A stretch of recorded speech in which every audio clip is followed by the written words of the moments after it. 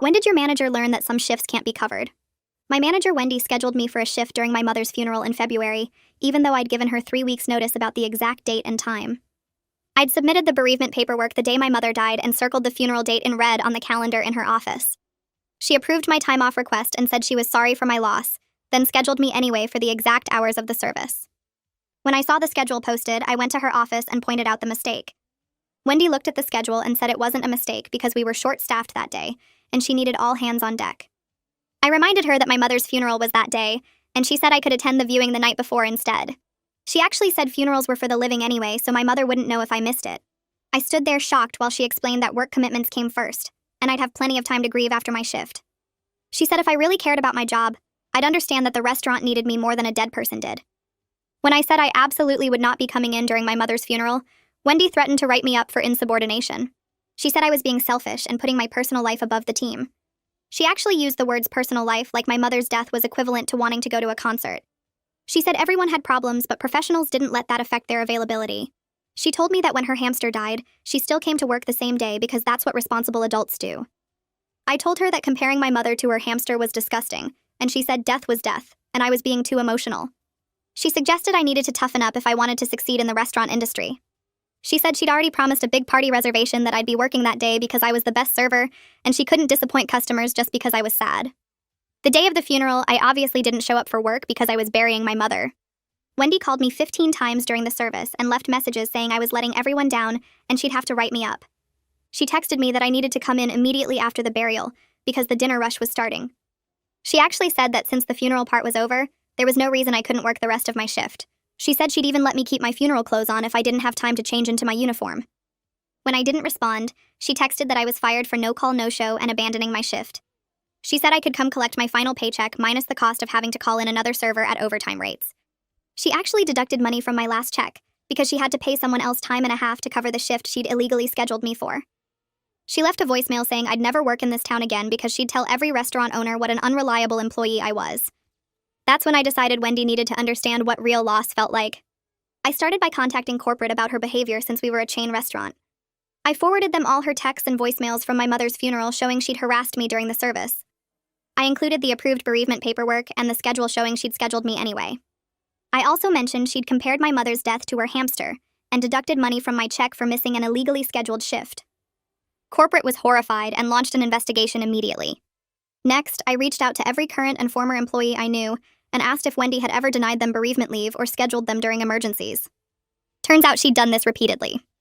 One server had missed his father's surgery, another had been scheduled during her brother's wedding she'd requested off 6 months prior, and 3 people had been fired for not showing up during approved vacation time. We all filed complaints with corporate on the same day. I also contacted the labor board about wage theft, since she'd illegally deducted money from my final paycheck for refusing to work during approved bereavement leave. They were very interested in a manager who thought she could charge employees for using legally protected time off. They opened an investigation into all of Wendy's payroll decisions and found numerous violations where she'd docked pay for sick days and breaks. The real karma came when Wendy's own mother had a heart attack the following month. Aisha's text came through at 7:43 p.m. on a Thursday, the same night of the week when Wendy had scheduled me through my mother's funeral.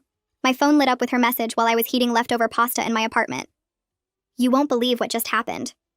Wendy's mom had a heart attack during dinner rush. She literally dropped everything and ran out the door without even telling anyone she was leaving. Just grabbed her purse and bolted. Tables are sitting with half their orders and nobody knows what's happening. I set my fork down and read the message 3 more times. Aisha sent another text 2 minutes later with more details. She left her keys in the office and her jacket on her chair. One of the cooks saw her crying in the parking lot before she drove away. The assistant manager had to come in on his day off to cover. It's chaos here. I saved both messages to a folder on my phone where I'd been keeping everything related to Wendy and the corporate investigation. Part of me felt bad for her mother, but another part couldn't stop thinking about how Wendy had written up servers for leaving during family emergencies that were way less serious than a heart attack. She'd actually fired someone last year for leaving mid-shift when their kid fell off the playground and broke an arm. My phone rang at 9:15 the next morning. I was still in bed, staring at the ceiling and thinking about my mother like I did most mornings now. The caller ID showed a number I recognized from previous calls. I answered and heard the professional voice of the HR investigator who'd been handling my complaint. She introduced herself again as Kira Ingram and asked if I had a few minutes to talk. I sat up and said yes. She explained that Wendy had called corporate from the hospital at 6:30 that morning, requesting immediate emergency bereavement leave, even though her mother was still alive but in critical condition. Kira's voice stayed completely neutral when she asked if I wanted this information added to my complaint as evidence of Wendy's pattern of hypocrisy. I could hear papers shuffling in the background while she waited for my answer. The irony wasn't lost on either of us. Wendy was asking for the exact type of leave she'd denied me, using the exact type of emergency she'd told other employees wasn't important enough to miss work. I took a breath and told Kira something I hadn't expected to say. I didn't want to interfere with Wendy getting time off for a genuine emergency. Whatever she'd done to me, her mother was in the hospital, and that was serious. Kira made a small sound that might have been surprise. She said she appreciated my perspective, but explained that corporate was denying Wendy's request regardless of my input. Wendy was currently under active investigation for multiple policy violations, and they couldn't approve any leave during disciplinary proceedings. It was standard corporate policy. Kira added that the investigation had expanded beyond just my complaint, and they'd found documentation of at least 7 other similar incidents where Wendy had denied emergency leave or scheduled people during approved time off. The company was taking it seriously now. She asked if I'd be willing to participate in a phone interview next week to provide more details about my specific experience. I agreed, and she scheduled it for Tuesday afternoon. 2 days later, I was making coffee in my apartment when someone knocked on my door. It was 10:30 on a Saturday morning. I wasn't expecting anyone. I looked through the peephole and saw Wendy standing in the hallway. Her mascara was smeared down her cheeks and her hair looked like she'd been pulling at it. She knocked again, harder this time. I grabbed my phone and opened the voice recorder app before I opened the door. I didn't unlock the chain. Wendy started talking immediately. She said she needed my help. Her mother was still in intensive care, and corporate wouldn't approve her leave request, and she knew it was because of my complaint.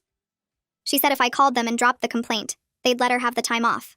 Her voice got louder when I didn't respond. She actually said that her mother was more important than mine had been because hers might still survive.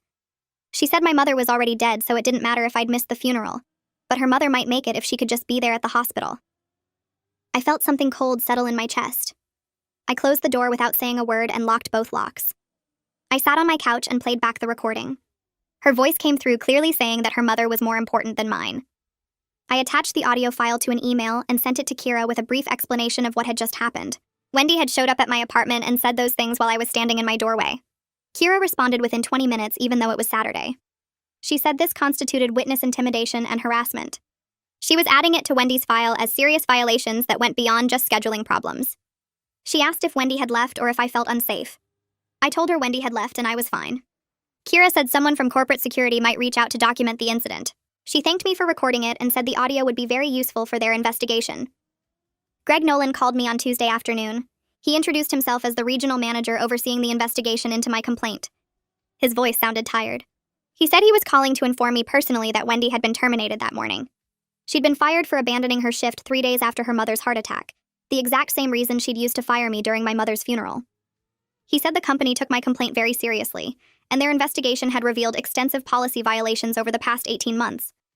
They'd found documentation showing Wendy had denied emergency leave to multiple employees, scheduled people during approved time off, and made inappropriate comments about family emergencies. He apologized for what I'd been through and said the company should have caught these problems sooner. He asked if I'd be willing to come into the office next week to discuss next steps. I said yes, and we scheduled a meeting for Thursday morning. My phone rang again on Wednesday night. The caller ID showed a number I didn't recognize, but the area code was local. I answered and heard a woman's voice I vaguely recognized.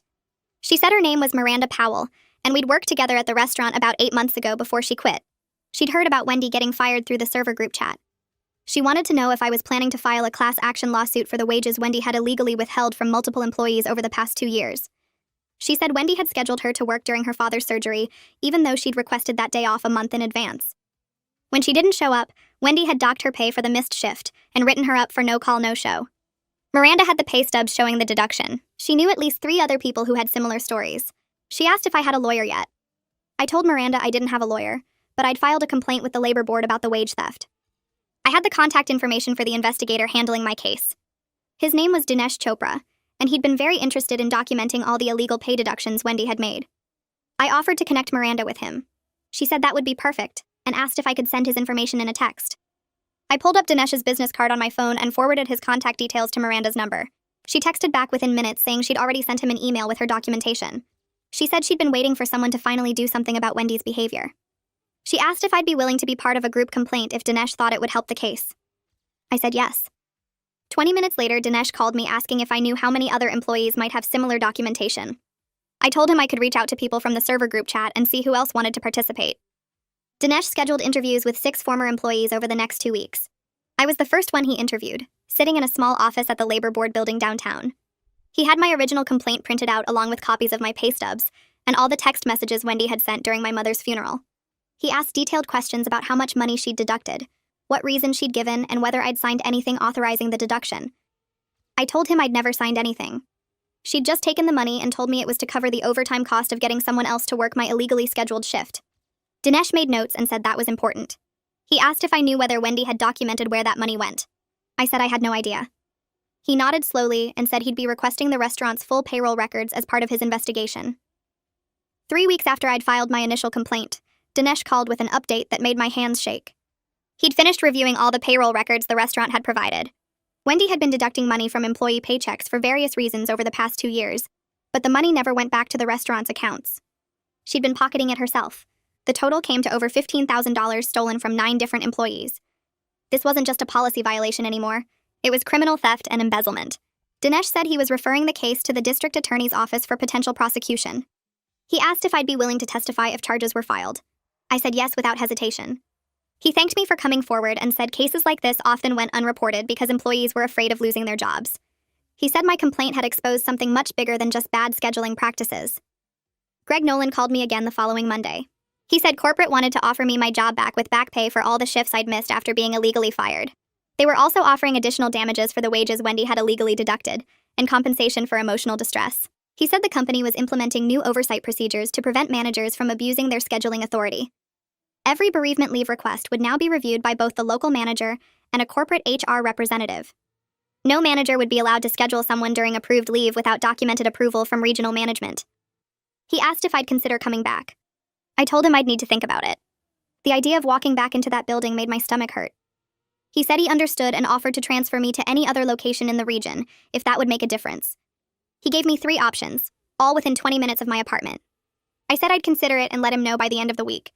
I called Greg back on Thursday and told him I'd accept the job offer with the transfer. He sounded relieved and asked which location I preferred. I picked the one in Riverside because it was closest to my apartment and had the highest customer reviews online. Greg said he'd have the paperwork ready by Monday, and I could start the following week.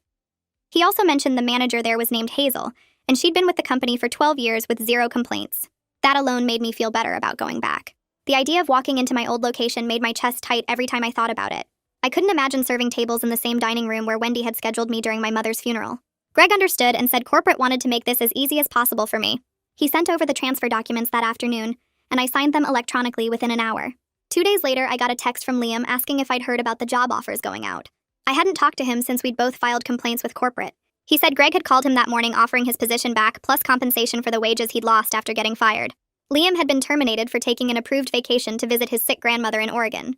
Wendy had approved the time off 3 months in advance, then scheduled him anyway and fired him for no call no show when he didn't abandon his dying grandmother to work a dinner shift. He told me he'd actually found a better job at an upscale steakhouse since then, making more money with better hours. But he was planning to accept the settlement check from corporate and use that money to file a formal complaint with the State Labor Commission. He wanted to make sure there was an official record of what Wendy had done so she couldn't do it to anyone else. I told him that was smart and asked how much they were offering him. He said it was close to $4,000 covering 8 weeks of lost wages plus damages. That was more than I'd expected corporate to pay out. The labor board moved faster than I thought they would. 3 weeks after Dinesh had interviewed all of us, I got a certified letter in the mail. It was a formal notice that the labor board had issued violations against the restaurant corporation for inadequate manager oversight and systematic wage theft. The fines totaled $47,000. The letter explained that corporate had failed to prevent Wendy from stealing wages, and that they were implementing mandatory management training across all locations. Every manager would have to complete quarterly audits of their scheduling and payroll practices. Someone from the labor board would review those audits to make sure no other managers were pulling the same garbage Wendy had. I took a photo of the letter and sent it to Miranda, Liam, and Aisha.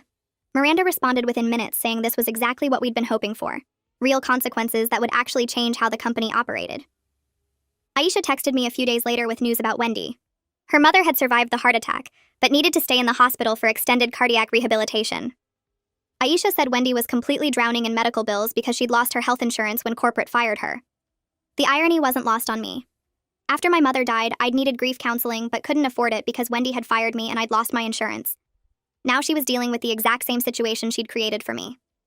Aisha said Wendy had been calling the restaurant asking if there was any way to get her job back, claiming she'd made mistakes but had learned from them. Corporate had told her absolutely not. The investigation had found too many violations, and they couldn't risk keeping her employed. Aisha also mentioned that Wendy had tried reaching out to several former employees asking them to drop their complaints. Nobody was responding to her messages. Dinesh called me in early April with an update that made my hands shake. The district attorney had decided to prosecute Wendy for theft and embezzlement based on his referral and all the documented evidence we'd provided. He said the DA's office had reviewed the payroll records showing Wendy had pocketed over $15,000 in stolen wages. They had enough evidence for criminal charges. Dinesh asked if I'd be willing to give a deposition describing exactly what happened with my final paycheck. I said yes immediately. He scheduled the deposition for the following Tuesday at the DA's office downtown. When I showed up, there was a court reporter and an assistant district attorney named Jennifer, who asked me detailed questions for over an hour. I explained how Wendy had deducted money from my final check, claiming it was to cover overtime costs for getting someone else to work my shift. Jennifer asked if I'd ever authorized that deduction or signed anything agreeing to it. I told her no, I'd just gotten my check and seen the money was missing. Jennifer made careful notes and said my testimony was important because it showed a clear pattern of wage theft. She thanked me for coming forward and said the criminal case would probably go to trial within 6 months. Miranda texted our group chat suggesting we all meet for coffee to talk about the class action lawsuit.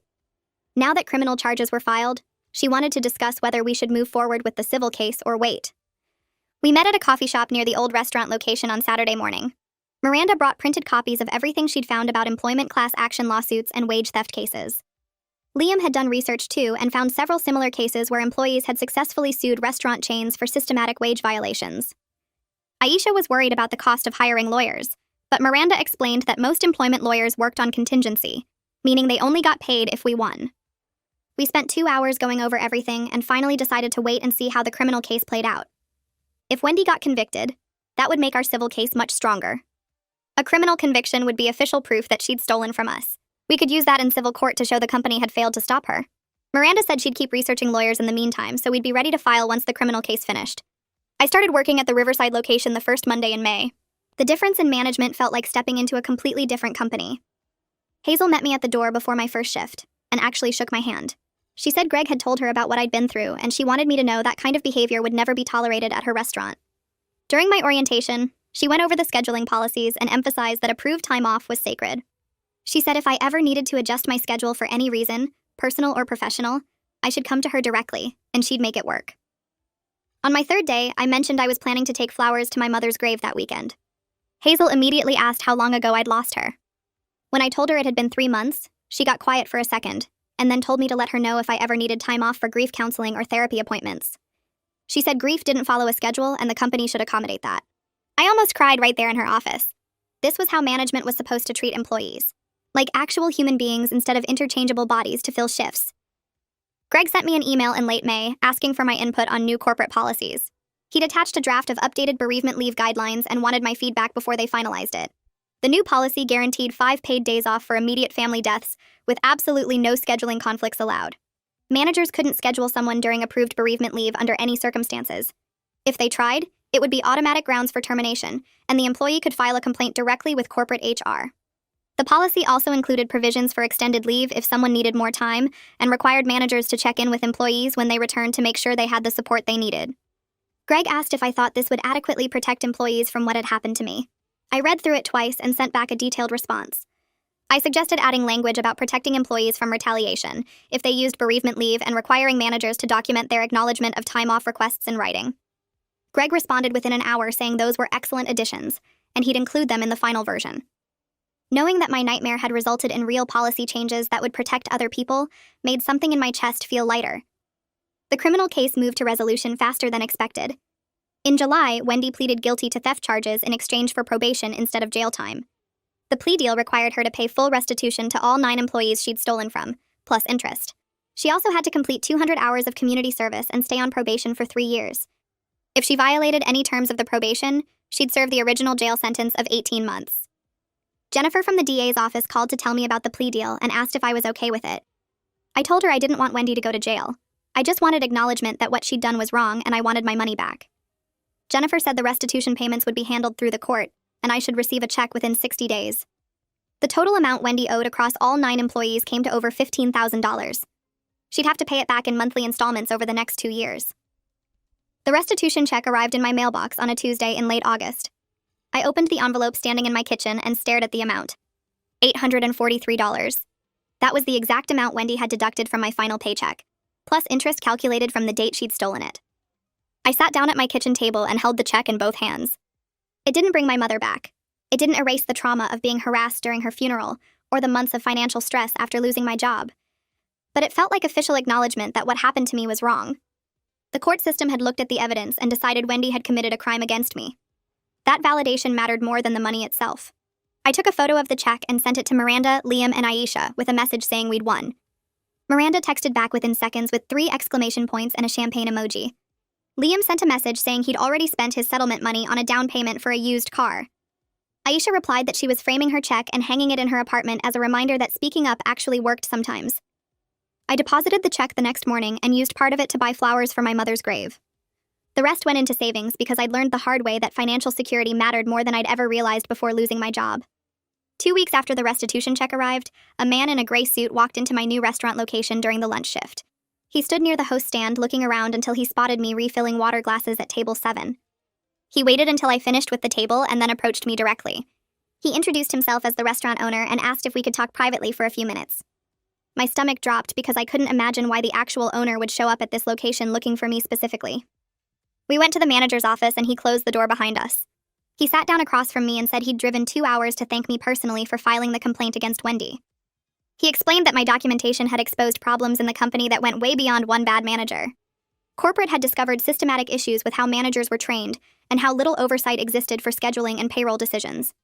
He said my complaint had triggered a complete review of management practices across all 43 locations in the region. They'd found violations at 6 other restaurants where managers were abusing their authority in similar ways. He told me I'd probably saved dozens of employees from experiencing what I went through. Then he offered me a promotion to shift supervisor at my current location with a $4 per hour raise. He said I'd shown real leadership by advocating for employee rights even when it cost me personally. He wanted people like me in management positions because I understood what it felt like to be powerless and mistreated. I sat there staring at him, trying to process what he was saying. A promotion felt impossible after everything that had happened. He must have seen the doubt on my face because he added that this wasn't charity or guilt. He said the company needed supervisors who would actually protect their teams instead of exploiting them. I accepted the promotion on the spot and started training the following week. My new responsibilities included creating schedules, handling employee concerns, and making sure everyone knew their rights under company policy. The first time a server came to me worried about requesting time off for a family wedding, I pulled out the policy handbook and showed her exactly what she was entitled to. I made sure she understood that requesting time off wasn't a favor she was asking for, but a right she had as an employee. I approved her request immediately and put it in writing so there'd be documentation if anyone questioned it later. Over the next few weeks, 3 other servers approached me about scheduling concerns they'd been afraid to mention before. One needed regular therapy appointments after a car accident. Another wanted to adjust her availability because her childcare situation had changed. The third asked about taking a week off to visit his sick grandmother across the country. I approved all of them and made sure they had written confirmation of every request. The difference between my management style and Wendy's became obvious pretty quickly. Servers started coming to work on time and staying through their full shifts because they weren't constantly anxious about being scheduled unfairly. The turnover rate at our location dropped significantly. People stopped calling out sick at the last minute because they trusted that if they asked for time off legitimately, they'd actually get it. 3 months after everything started with my mother's death and Wendy's cruelty, I finally started sleeping through the night again. The nightmares about missing the funeral or hearing Wendy's voice on my phone during the service gradually faded. I stopped waking up at 3 in the morning replaying every conversation and wondering if I should have handled things differently. The constant anxiety that had lived in my chest since February began to ease. I wasn't just surviving my grief anymore. I had actual purpose beyond getting through each day. Mentoring newer servers and protecting them from the kind of abuse I'd experienced gave me something to focus on besides the empty space my mother left behind. It didn't fix the grief or make losing her hurt any less. But it helped knowing that her death and the nightmare that followed it had resulted in real changes that protected other people. On the 6-month anniversary of my mother's death in August, I visited her grave after my morning shift. I brought fresh flowers and sat on the grass next to her headstone. I told her about the policy changes corporate had implemented and how they'd fired Wendy and prosecuted her for wage theft. I explained about my promotion and how I was using it to make sure other servers knew their rights and felt safe reporting problems. I described the new bereavement leave policy that guaranteed 5 paid days off with no scheduling conflicts, and how Greg had asked for my input before finalizing it. I told her that her death and Wendy's cruelty around it had ended up protecting dozens of employees across the region from similar abuse. It felt important to say all of this out loud even though she couldn't hear me.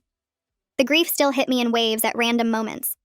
Sometimes I'd see something she would have found funny and reach for my phone to text her before remembering she was gone. Other times I'd drive past places we used to go together and have to pull over because I couldn't see through the tears. But sitting there at her grave telling her about the changes that had come from speaking up made the pain feel slightly less pointless. Something good had come from the worst experience of my life. I'm planning to enroll in community college next semester to study human resources.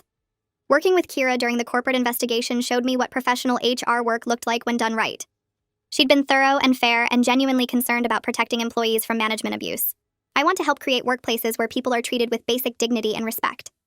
Where managers can't compare someone's mother dying to a hamster, and where employees don't have to choose between keeping their jobs and attending family funerals. My mother spent 30 years working in retail and food service. She dealt with bad managers and unfair scheduling and wage theft more times than I could count. She would be proud that I'm turning my pain into something useful, instead of just letting it consume me.